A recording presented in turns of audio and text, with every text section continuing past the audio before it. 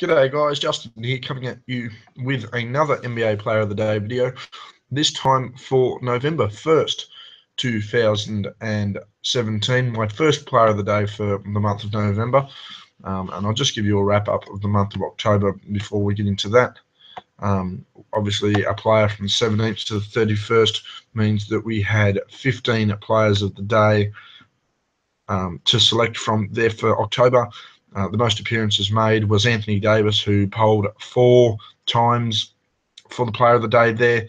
DeMarcus Cousins polled once, and everyone else has actually polled once. But the most appearances was most definitely by the New Orleans Pelicans. Appearances there. And they make an appearance today, as my Player of the Day is DeMarcus Cousins of the New Orleans Pelicans. Now, I did have a lot of games to choose from. Chris Middleton had 43 points in the Bucks' close loss there to Charlotte. You had LeBron James with a big game in a loss with the Cavs. You had Robert Covington, Ben Simmons, and Joel Embiid all play well for Philadelphia. You had TJ Warren and Bradley Beal go at each other for 2 40-point games there. Kyrie Irving continues to lead Boston to another win. You had Goran Dragic playing well for the Heat and Whiteside returning for the Heat. James Harden played well in a win for the Rockets over the Knicks. Evan Fournier continues to be an all-star caliber player and potential all-star player for the Magic in their win there. Tyreke Evans having a good showing. Minnesota, Jimmy Butler had played well. Even Anthony Davis had a good game. And I'm pretty sure that was pretty much it. Damian Lillard had a good showing for Portland, and Ricky Rubio came up clutch with nearly 10 points in overtime in the Utah Jazz win. Had another 20-point game against Dallas, but as mentioned, my player of the day for the 1st of November 2017 was DeMarcus Cousins. 35 points, 9 rebounds, only one of those offensive, and that was very, very late in the game. As I mentioned, you want to try and get about a 2-to-1 ratio or a 3-to-1 ratio with your offensive boards. 1 rebound to 9, would have liked to have seen that at 3 or 4. 6 assists and 6 steals and 3 blocked shots, I should say. For some reason, I don't have his assist numbers there. I did have them. Just give me a moment. I'll just double check what his assist numbers were. He always seems to be leading this team in assists, so have a quick look. Sorry about that. I usually do have the assist numbers there with me. But nonetheless, as we get into it here, DeMarcus Cousins' assist numbers were... Come on, NBA.com. Just when you need something to work, it never does.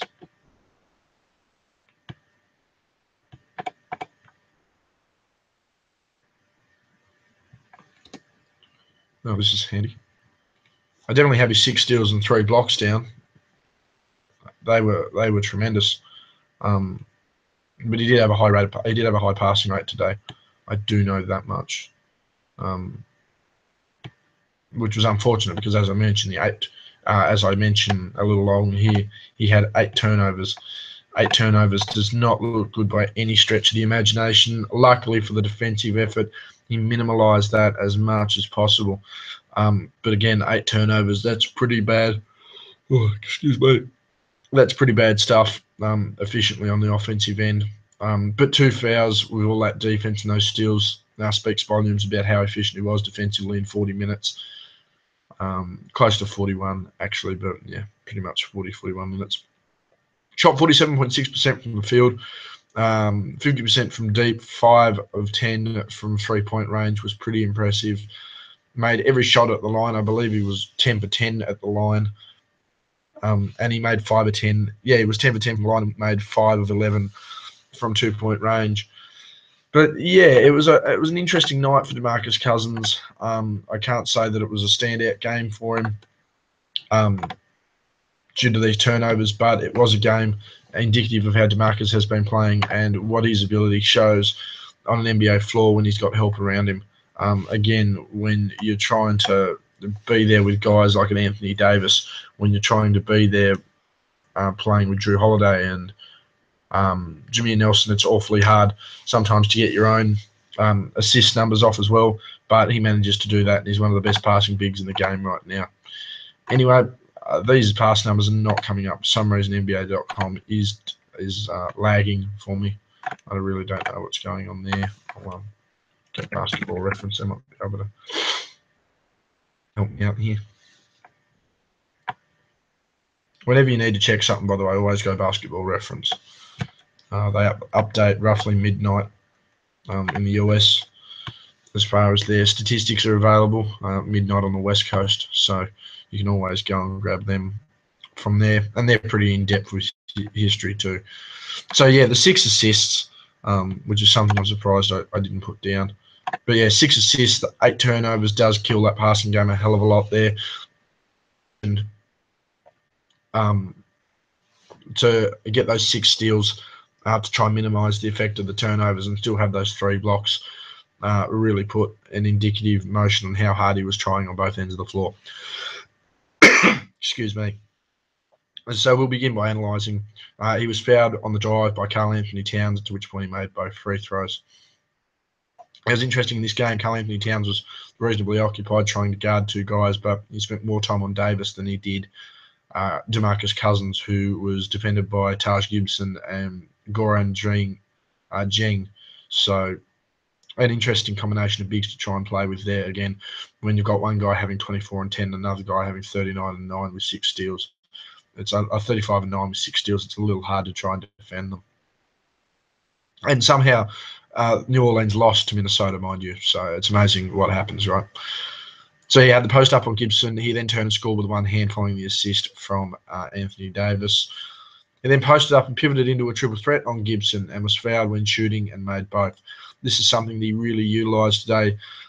Even though Zheng and Gibson and Karl Anthony Towns are a little quicker and on their feet, they're not as defensively inclined for big guys on the move. So he did utilise his ability, to get to the cup. And he also utilised his ability to hit that jumper when he knew he had space, for their ability to cover ground in a quick amount of time wasn't going to be there.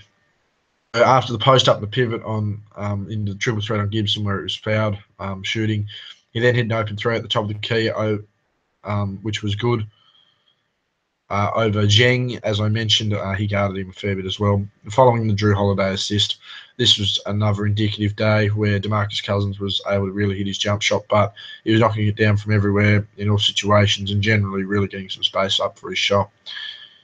He then turned a triple threat into a drive on Goran Zheng again, and he scored easily. So a lot of consistencies here, getting around bigger guys and just doing what he wanted to at will. He then had a top of the circle 3 following the Nelson assist over Zheng. Again, just a late contest closeout. He gave him space. He put the shot up.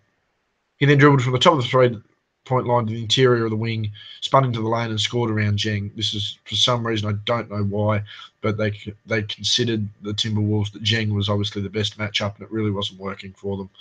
Again, they tried to rotate on Gibson. It didn't work. They tried to put him on Towns. It didn't work.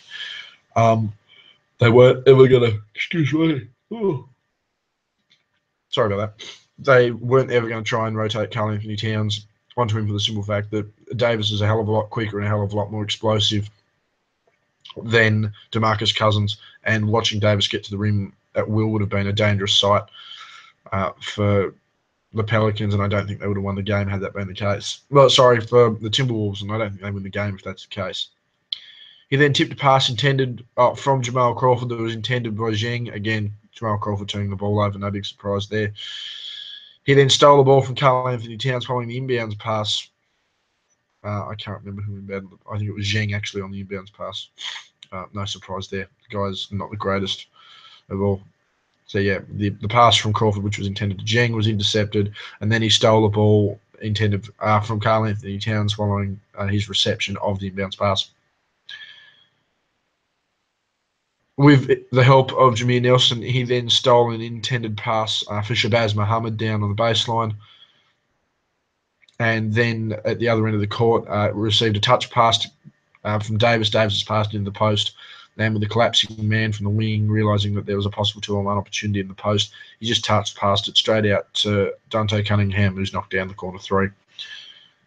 He then had a 3-point jumper over a late contesting Taj Gibson at the 45, following a cross-court assist from Davis. So again, they tried to rotate these big guys on, and the problem they had was simply the fact that if they had him in the post, he was spinning off them and scoring. If he was catching it, he could knock down the shot because there was plenty of space. And if they got up in his grill, he drove round. So a very versatile game there for DeMarcus Cousins. He then got the pass from Davis at the top of the three-point line. Pass from Anthony Davis passed to Boogie at the right of the circle. This was just fast break. Davis is coming down. Trailing was Cousins. He literally just turned to him and he practically could have handed him the ball. And Boogie knocked down the three. At this point, he was 5 for 7 from deep and looked very, very imposing. Obviously missed his next three, but still. And that was late. That was contested very late by Karl Anthony Towns. So again, they then eventually had to try and rotate Karl Anthony Towns. But this is where Anthony Davis started to come into his own. He then had a chase down block on Karl Anthony Towns, which he certainly let him know about. I thought he fouled him. I thought he actually had to grab him to get up and go for the block, but they didn't pay it, which was quite interesting considering some of the stuff that it came down the floor a little later. I certainly think there was a lot of home field and a lot of home court reffing there for the Pelicans towards the end of the game. He then had the isolation dribble on Jeng at the right of the circle and hit the step back three, which was nothing but net. It's quite interesting to see these big guys who can consistently get down low with ease and score, willing to settle for jumpers, being 5 from 11 from 2-point range and 5 from 10 from deep. Probably suggest he was always going to start taking those outside shots and maintaining them up and getting fouled and making your foul shots. You probably want the high percentage shots wanting to go in. Nonetheless, 50% from deep is pretty impressive no matter who you are. He then got the block on Jimmy Butler as Butler drove to the hoop. Butler thought he was fouled, but to me it just looked pretty clean. He stripped it straight down onto his knee. He then had a triple threat position and then jab step towards Jeng a couple of times, created enough space that he could shoot the jumper from the top of the circle, and again that was nothing but net.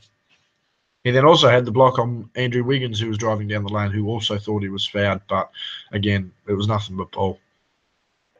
He then stole the ball. He stole a Jamal Crawford pass intended for Karl Anthony Towns in the lane. Again, no shock there. A lot of people have overrated Jamal Crawford. You need to go back and look at his numbers. When you're shooting 43%, you shouldn't be quite sixth man of the year.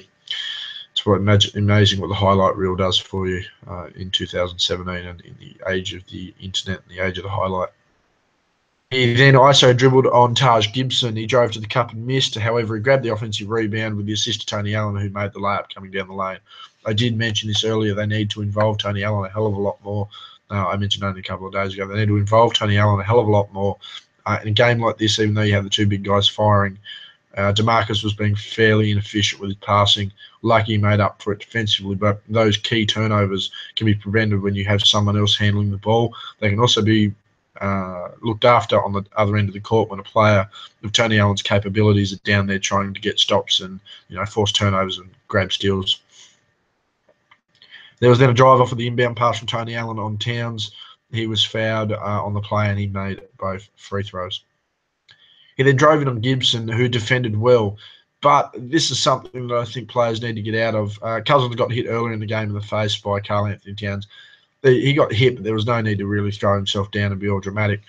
But nonetheless, he was driving in on Taj Gibson, who's, good defensive stance, kept low, didn't reach everything. Cousins couldn't get around him. Gibson at one point stood there and he's gone to throw his arms straight up in the air.